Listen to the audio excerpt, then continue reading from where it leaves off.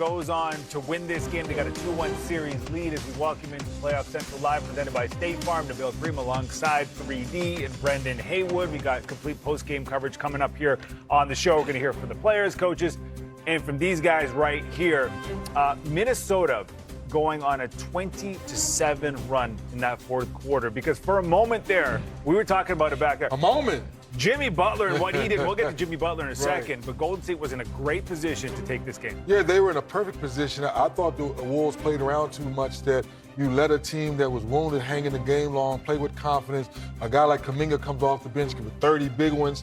I mean, if Podziemski's plays better, he's one of 10. Maybe they're close in this game coming down the stretch. He's one of those guys you're saying you have to step up along with everyone else, to your point. We'll get into Jimmy in a minute, but give Ant-Man some credit. Give Julius Randle some credit with his triple-double down the stretch, making big plays to that 20 run you're talking about. And that's what it comes down to. Down the stretch, what you saw was one team had their star, the other team didn't. Right.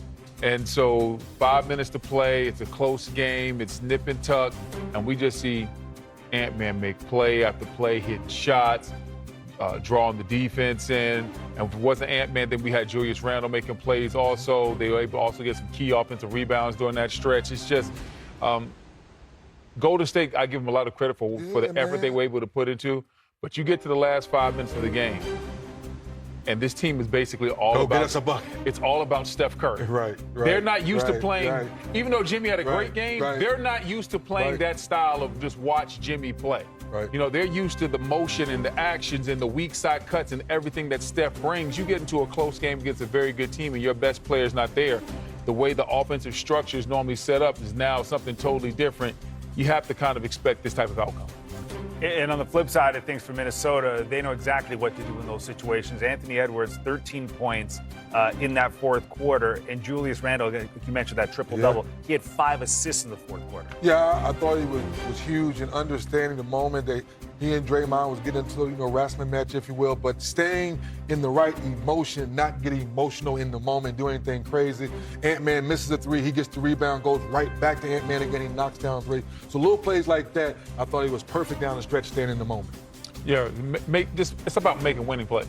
Sometimes you see guys get an offensive rebound and they'll just force it back up and throw up a wild shot.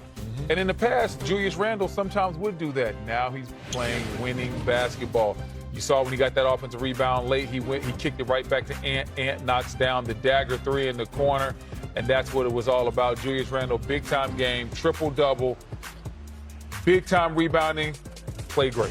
You know, you talk about in the past, there felt like there was a sense of calm from Minnesota. Even before they went on that run. Too calm, you think? Yeah. They didn't come out with the right. No, I meant late in the game. Late in the game. Well, we're all watching the game and say, okay, they start off good, okay, and then they get a little bit.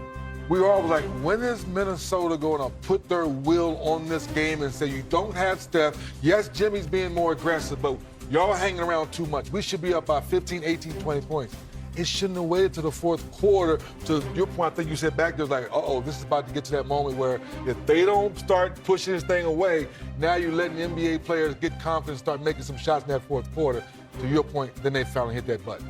You mentioned Jimmy Butler. I mean, he was fantastic in this game, 33 points. After the last game, he said, listen, I can still go out and get 40 if my team needs it. His team needed more production, and he was great from the get-go. He understood the assignment.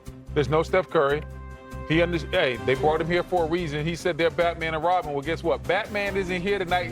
I know he calls himself Robin, but you got to put the cape on tonight, okay? Exactly. You got to be Batman. You got to drive the Batmobile, and that's exactly what Jimmy Butler did. I like to see it. He was aggressive. He was driving to the basket. He was getting to his spots. He was finding a way to get to the free throw line, just doing all the things that we've seen from Jimmy Butler that gave him that nickname, what? Playoff Jimmy. There you go. And didn't force it.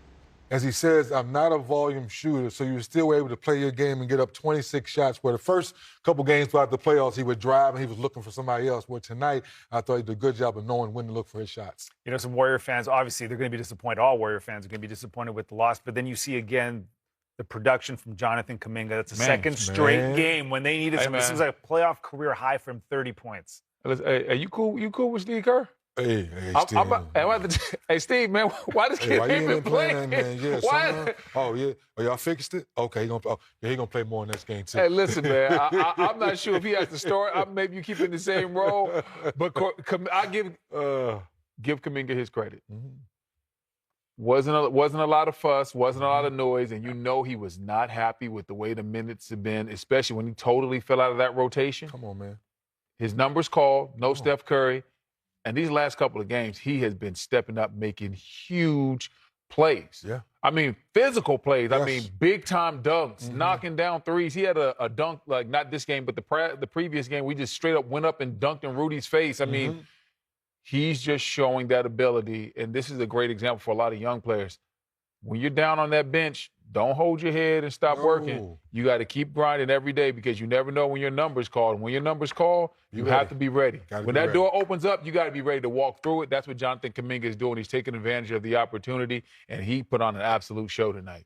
Yeah, especially when they started slow. The second game in a row, he comes out, gives them a spark. He was a +5 in this game, the only Warriors player who was a plus. The genie's out the bottle, Steve Kerr. You can't put that man back on the bench. I'm sure Steve Kerr's going to get asked about it, but first let's go to Chris Finch, who's at the podium.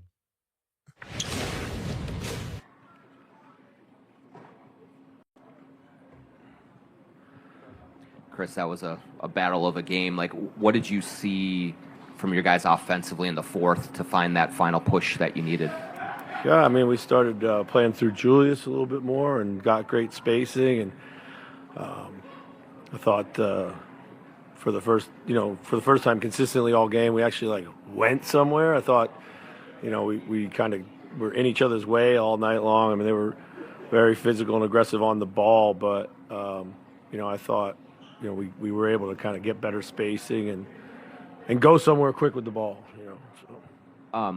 We've talked about all playoffs, but Julius, I mean, a triple-double tonight. Yeah. And he wasn't on early offense, or with his shot at least, but yeah. How do you see him just find his way in these games to make the impact he's making? Well, he's playing with so much force and determination, and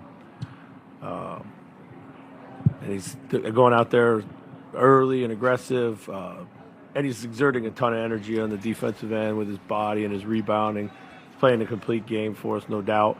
And sometimes when it's really sticky on the perimeter, like they're holding all the time everywhere, and they're really handsy, we play through him, and he just kind of gives us a pressure release, So 3 kind of clutch wins in the postseason for you so far. Just what has this team found comfort-wise related to Julius and Ant in these moments that has really benefited them? I mean, we're making some shots for sure. We're getting stops, but we were getting stops throughout the regular season.